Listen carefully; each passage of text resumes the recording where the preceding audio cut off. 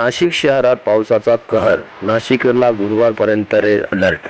गेल्या काही दिवसापासून नाशिक जिल्ह्यात पावसाची संततधार सुरू आहे. अनेक नद्या दुथडी भरून वाहत आहेत. पाण्याची मोठ्या प्रमाणात आवक होत असल्याने नाशिक जिल्ह्यातील धरणातून पाण्याचा विसर्ग होत आहे. तसेच नाशिक जिल्ह्यात पावसाची संततधार सुरूच आहे.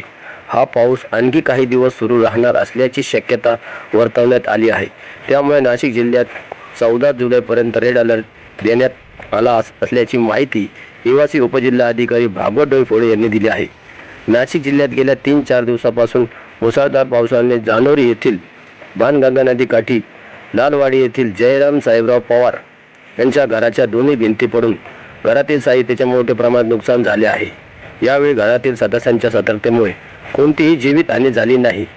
जोरदार पाऊस असल्याने कच्च्या घरांना धोका निर्माण होत आहे. 3-4 दिवसापासून पाऊस आल्याने जानोरी येथील जयराम साहेबराव पवार यांच्या घराच्या भिंती पडल्याने ते आता संपूर्ण उघड्यावर झाले आहे. जयराम पवार यांनी ग्रामपंचायतीने पाहणी करून नुकसान भरपाई देण्याची मागणी केली आहे.